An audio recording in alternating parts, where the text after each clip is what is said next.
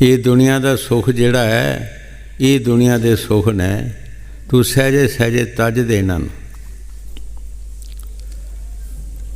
एक फकीर का चेला सी,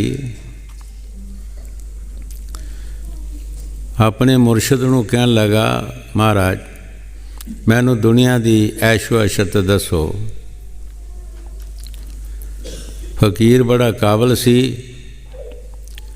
उसने कहा बेटा दुनिया की ऐशो अशरत दुख है, तुसी भजन करया करो। पर जदों मन अड़ जाए किसी गल ते फिर मनदा नहीं। जद भी मिलना कहना महाराज मैनू दुनिया की ऐशो अशरत दसो। फकीर ने यही जवाब देना कि बेटा दुनिया की ऐशो अशरत दुख है। एक दिन रात नूं सुता ते ज्यों उसकी रूह खिंची गई, एक कटंजा का देश ही उत्थे चला गया। उत्थे जाके पैदा होया।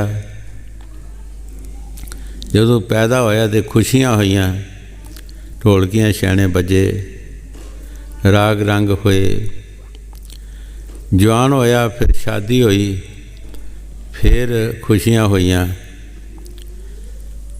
घर बाल बच्चा होया, फिर खुशियां होईयां। प्लेग की बीमारी आई, सारे मर गए, गमी आ गई। जदों सारे मर गए फिर सोचदा कि हुण की करा। किते शहर बाजार च जाके मजदूरी करके चलो पेट पाल लेंदे। चला गया, जिस शहर दे विच जाना सी उस शहर का राजा अगे मर चुका सी। पिछले जमानिਆਂ ਦੇ ਵਿੱਚ ਇਹ ਹੁੰਦਾ ਸੀ कि जे कोई आप लिखत पढ़त करके ना जावे राजा, तो सुबह सुबह जड़ा मत्थे लगे उन्होंने राज तिलक दे देंदे हुंदे सी। उन्होंने हाथी शिंगारिया शहर विच फिर रहे सन। वो कुदरती सुबह सुबह ही शहर विच जा वड़िया।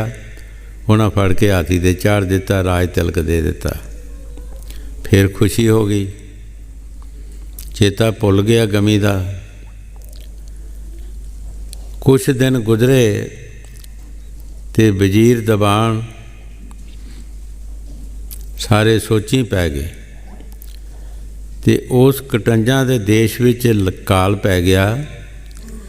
वो जलूस की शक्ल विच सारे लोग इकट्ठे होए ते उस शहर में चला गया। जदों उस मकान के कोलों लंघन लगे, उसने बाहर मूँह कढ़ के द्वारी दे विचों देखिया ते एक उहदा गुआढ़ी सी जिहड़ा, उसने उन्होंने पहचान लिया, ये तो साडा गुआढ़ी है, ये राजा जिहड़ा साडा गुआढ़ी है।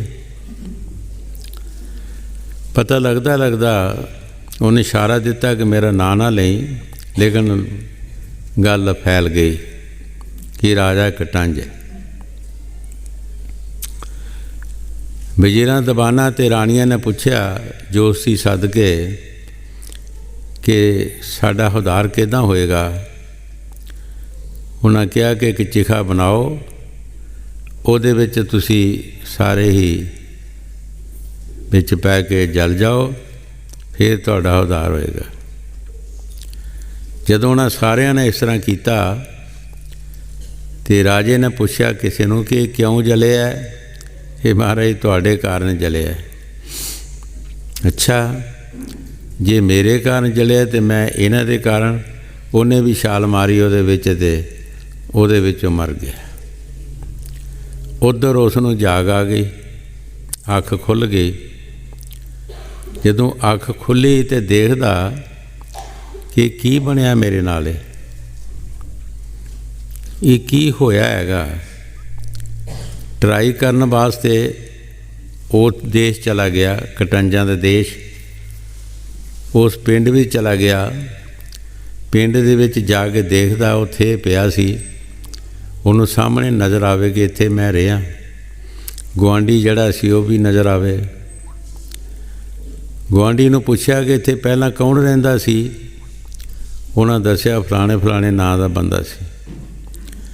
ਅੱਛਾ, ਫਿਰ ਕੀ ਹੋਇਆ? ਕਹਿੰਦੇ ਪਲੇਗ ਦੀ ਬਿਮਾਰੀ ਆਈ ਅਤੇ ਉਹਦਾ ਸਾਰਾ ਪਰਿਵਾਰ ਮਰ ਗਿਆ।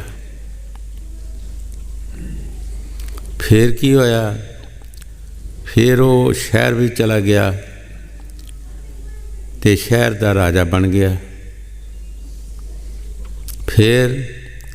ਫਿਰ ਇੱਕ ਚਿਖਾ ਦੇ ਵਿੱਚ ਰਾਣੀਆਂ ਅਤੇ ਵਜ਼ੀਰ ਦੀਵਾਨ ਸਾਰੇ ਸੜ ਗਏ ਅਤੇ ਉਹ ਵੀ ਉਹਦੇ ਵਿੱਚ ਹੀ ਛਾਲ ਮਾਰ ਕੇ ਪੈ ਗਿਆ ਅਤੇ ਉਹ ਵੀ ਸੜ ਗਿਆ। ਪਿੰਡ ਦੇ ਵਿੱਚ ਅਨੁਕਾਰੀ ਪੂਰੀ ਕੀਤੀ, ਸਹੀ ਗੱਲ ਨਿਕਲੀ। ਫਿਰ ਸ਼ਹਿਰ 'ਚ ਚਲਾ ਗਿਆ।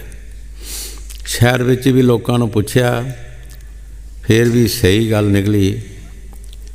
ਫਿਰ ਵਾਪਸ ਆਇਆ। ਫਿਰ ਆਪਣੇ ਮੁਰਸ਼ਿਦ ਨੂੰ ਕਹਿੰਦਾ ਕਿ ਮਹਾਰਾਜ ਮੈਨੂੰ ਦੁਨੀਆ ਦੀ ਐਸ਼ੋ ਇਸ਼ਰਤ ਦੱਸੋ। ਫਕੀਰ ਨੇ ਕਿਹਾ ਕੋਈ ਕਸਰ ਰਹਿੰਦੀ ਹੈ?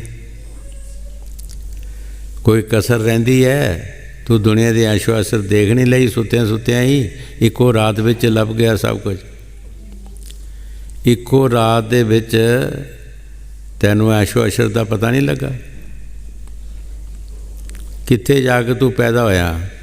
ਢੋਲਕੀਆਂ ਛੈਣੇ ਵੱਜੇ, ਰਾਗ ਰੰਗ ਹੋਏ, ਖੁਸ਼ੀਆਂ ਹੋਈਆਂ, ਤੇਰਾ ਬਾਲ ਬੱਚਾ ਹੋਇਆ, ਖੁਸ਼ੀਆਂ ਹੋਈਆਂ। ਉਹਦੇ ਬਾਅਦ ਪਲੇਗ ਦੀ ਬਿਮਾਰੀ ਆਈ, ਗਮੀ ਆ ਗਈ। ਉਹਦੇ ਬਾਅਦ ਫਿਰ ਤੂੰ ਰਾਜਾ ਬਣਿਆ, ਫਿਰ ਖੁਸ਼ੀ ਆ ਗਈ। ਫਿਰ ਤੂੰ ਮਰ ਗਿਆ ਚਿਖਾ ਦੇ ਵਿੱਚ, ਫਿਰ ਗਮੀ ਆ ਗਈ।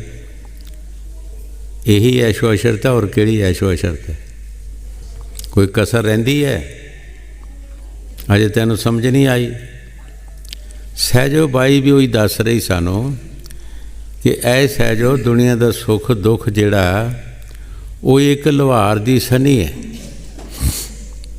ਜਿਸ ਨਾਲ ਲੁਹਾਰ ਉਸ ਸਨੀ ਨੂੰ ਆਪਣੀ ਅੰਗੀਠੀ 'ਚੋਂ ਲੋਹਾ ਕੱਢਦਾ ਹੈ, ਬਾਹਰ ਅੱਗ ਵਰਗਾ ਤਪਿਆ ਹੁੰਦਾ ਹੈ, ਉਹ ਵੀ ਗਰਮ ਹੋ ਜਾਂਦੀ ਹੈ, ਉਹਨੂੰ ਪਾਣੀ 'ਚ ਪਾ ਦਿੰਦਾ ਹੈ, ਫਿਰ ਠੰਡੀ ਕਰਕੇ ਫਿਰ ਉਹਦੇ ਵਿੱਚ ਰੱਖ ਦਿੰਦਾ। ਇਹ ਦੁਨੀਆ ਦੇ ਦੁੱਖ ਅਤੇ ਸੁੱਖ ਹੈ। ਹੈ ਸਹਿਜੋ, ਤੂੰ ਇਹਨੂੰ ਤਜਣ ਦੀ ਕੋਸ਼ਿਸ਼ ਕਰ। ਸਹਿਜੇ ਸਹਿਜੇ ਇਸ ਦੁੱਖ ਸੁੱਖ ਤੋਂ ਨਿਕਲਣ ਦੀ ਕੋਸ਼ਿਸ਼ ਕਰ।